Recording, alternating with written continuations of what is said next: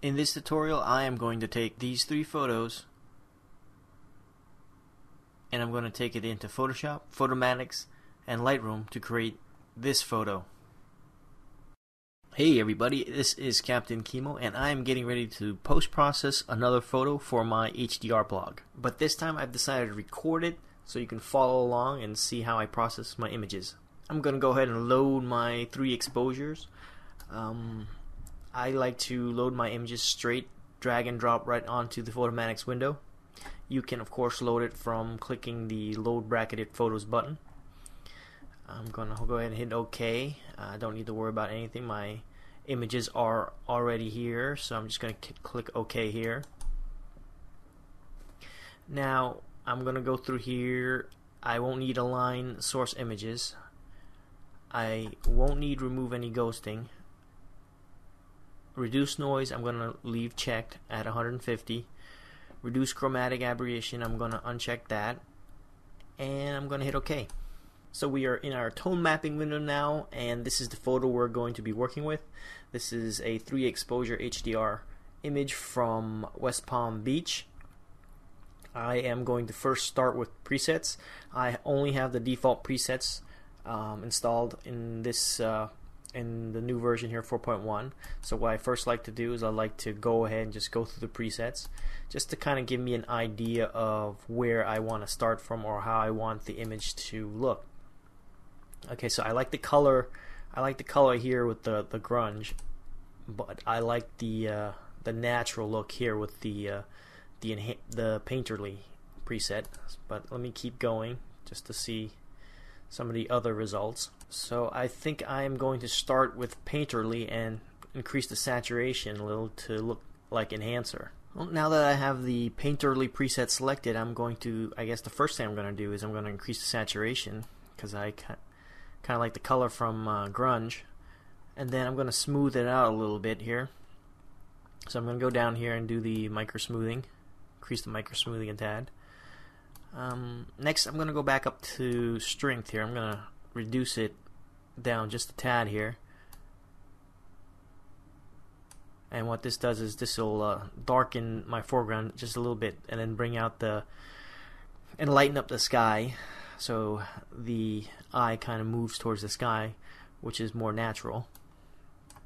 And now I'm going to move down to luminosity and contrast. Luminosity will brighten up my image a little bit, and contrast will increase the contrast and also darken the image. I like to keep these 2 values kind of like similar. Down in lighting adjustment, I'm just going to click on natural plus and see what it gives me. Okay, I'll go back to medium. I like that. Let's go to surreal and see what it does. Okay, so it's between these 2, and I think I'm going to keep it on medium. Let's move down to smooth highlights. Okay, we'll leave it at 1 here, and then I'll play around with my white point until I get it the way I want. Okay, so I like it right about there and add just a tad bit of black, and then increase the gamma a tad. Alright, so I'm going to move down, play with the temperature, and see if I like it cooler or warmer. Okay, we're going to keep it right around where it was, which was fine. Alright, we already played with micro smoothing, but now that it's a little smoother, I'm going to bring it down a tad. Saturation highlights. This is probably not going to do anything, but I'm going to click on it just to see. And it doesn't do anything because we have color saturation all the way at 100. If it was at 50 and we increase the highlight saturation, we'd see an effect. Same thing with saturation shadows. It's not going to do anything either, so I'm going to just leave these at 0. Shadow smoothness. I might bring it up. I kind of like it. Okay, never mind. I am going to bring this up a little bit, just to kind of darken up the foreground a tad, the foreground which would be right around this area here. And that's about it. I never play around with shadow clipping or 360 image, so we're just going to leave it like that. And I'm done. I'm just gonna go ahead and process the photo. If you want, you can save the setting, but I won't need it. I'm just gonna go ahead and process the image. Okay, so our image is processed. We're gonna go ahead and save it now. It looks fine, so we're gonna go ahead and save it. Click the Save As button here. Oh, let's go back. Oh, let me cancel that and redo that, because when it saves it in the directory that the photo is from, and I like to just save it right back into that same directory. So we're gonna save it as a TIFF file. We're going to save it as an 8-bit TIFF. You can save it as 16 if you want. If you have a super powerful computer that can deal with 16-bit, go ahead and save it as a 16-bit. I don't want to deal with 16-bit. I'm just going to save it as an 8-bit. It's a lot easier for me and my computer. And then we're just going to save it, and then we're going to take it into Photoshop and play around with it there. And after that, I'll take it into Lightroom and show you what I do there. Okay, so I have the HDR image from West Palm Beach. I have that open in Photoshop Elements 9. The first thing I'm going to do is I'm going to duplicate this background layer, and I'm going to go to my filters, Topaz, and I'm going to run Topaz denoise on this real quick. Okay, and the reason I'm running into denoise is because there's a slight bit of a grain. You can see it in there if I zoom in. Because of the HDR image, here's the original, you can see there's some grain, some noise, it's a little dirty. So I usually like using JPEG Strong and then hit OK, and that'll smoothen it out just a tad bit and clean out the image a little bit. Alright, so it's finished denoising the image. Next I'm going to duplicate that layer, and I'm going to go ahead and go into filters, and I'm going to go into Topaz Adjust. I have Adjust 5, but Adjust 4 is what I'm going to run. 5 just has too many options.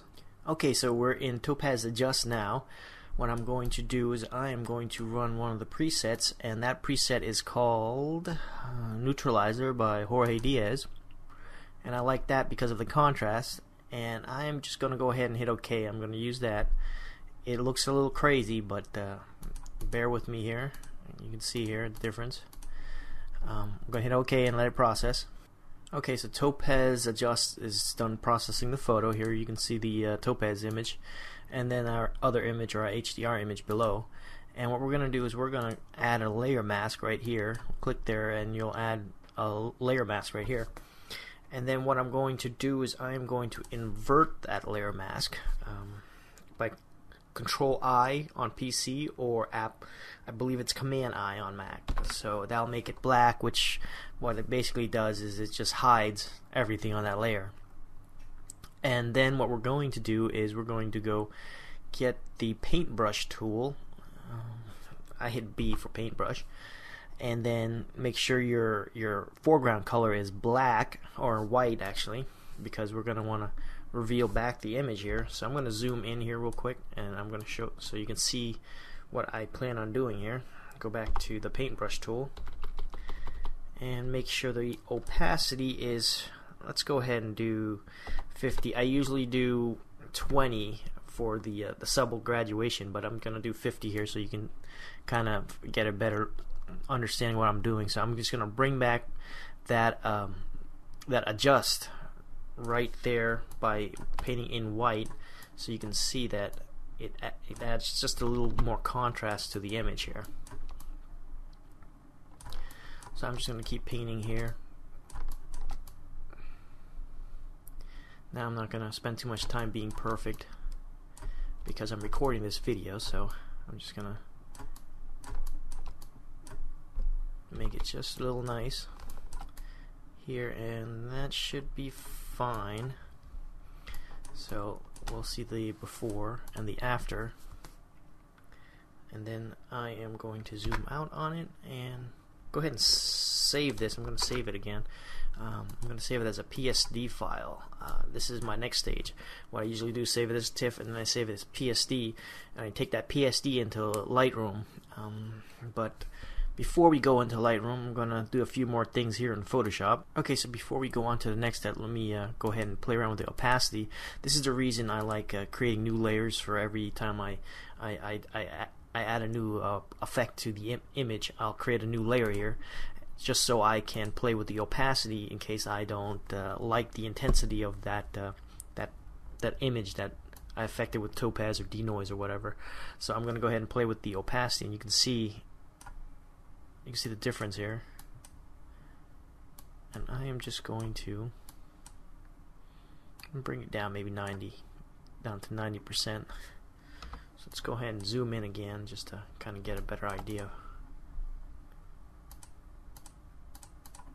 Okay.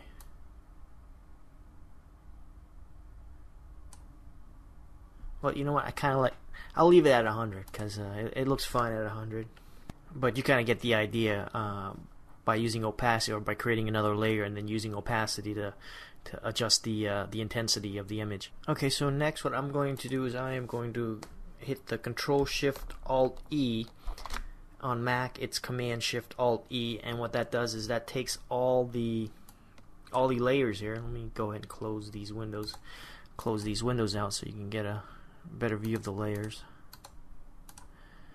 All these layers here, if you click Control Shift Alt E on a PC, it will take all your files here and bring it to the top. So basically it's creating a composite file of all your images. On a Mac it's Command Shift Alt E. Now that we have our composite layer, what we're going to do is we're going to do a little dodge and burn. Dodge and burn can be found in right here in Photoshop Elements 9. Now in Photoshop CS it's in a different area, but it's in the toolbars somewhere, so you'll have to look for it, or you just can click the O button and that'll just bring you there. So if you click the O button, you'll have a bunch of options here. You have burn, dodge, and you have the sponge tool. What we want is the dodge tool. What I'm going to do is with the dodge tool is lighten up this area a little bit here, and you can do that. Make sure your exposure here is on 5, and I am going to lighten up right around here. So let me go back and just adjust my brush a little bit.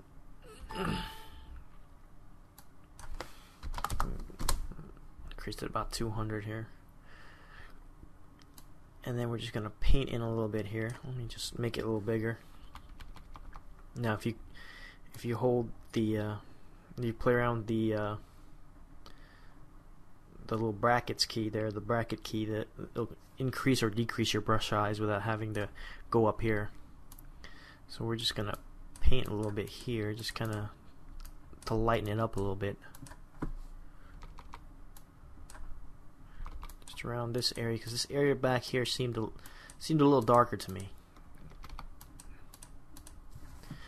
So you can see the difference there.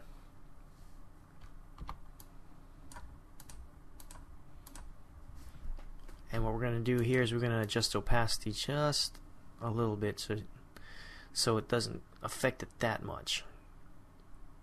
So right around 60% I think will be fine. Alright, so you can see the before and after. You can see it's a little lighter right there now. Just a note, you can do this in Lightroom if you have Lightroom. But since we have Photoshop open, I figured I'll do it in Photoshop. Alright, I think this image looks fine, and we're about ready to go into Lightroom, but before I do, let me go ahead and zoom in here. I am going to go ahead and use the healing tool here, or not that one, but the spot healing tool, and we're just gonna go over the image real fast just to make sure there's no specks or dust spots or anything like that. Like right around here, I'm just gonna click right there just to remove that little speck, and just anything that's obvious I'll just heal it with the healing tool. And this photo actually looks pretty good. Usually I actually have to do a lot more work to it than this, so that's about it for Photoshop. So let's go ahead and save this, and then I'll take it right into Lightroom.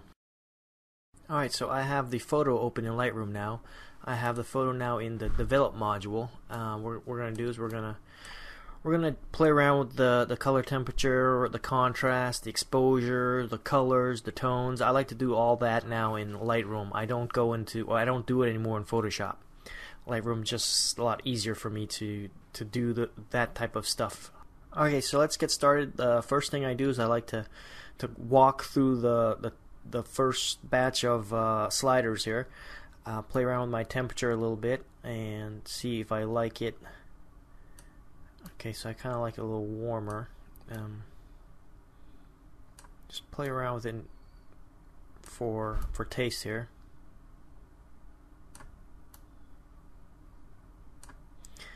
And then exposure, I might dial it down just a little bit. Recovery light, this will bring in the right around the bright areas here, the colors here. I like to bring it up a little bit just to bring the saturation up on that. And then the fill, we're just going to bring it up just a tad and add just a little bit of black. Brightness, I'm going to brighten it up just a little bit. And contrast, we'll bring it down just a tad. Clarity, we will bring it up a little bit just to give it a little more pop. Vibrance, same thing, just a little more pop there. Saturation, I leave alone. I try not to give it too much saturation, but vibrance, I'll give it a little vibrance instead of saturation. So I kind of like the colors the way it is already, so I won't be playing with the colors here. So we'll just go ahead and close that. The tone curves, we'll go ahead and play around with that just a little bit. And I like to just play with my sliders up and down just to get a feel for where I want the sliders to drop in at.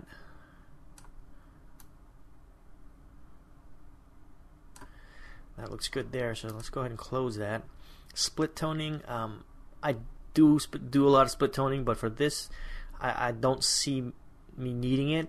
But you know what, let's go ahead and click on the highlight and maybe give it a little more warmer tone. No, we're just gonna leave that off. Well, I kind of like it a little bit, so let's click on it and then we'll play with the saturation here. So we'll just give it a little bump of saturation, around 10.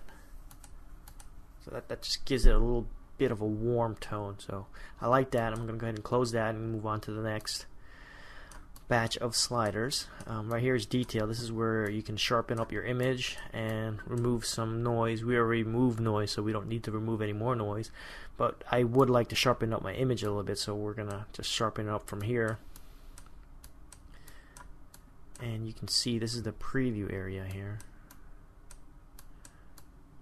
I think that's reasonable, so we're gonna leave it right about there.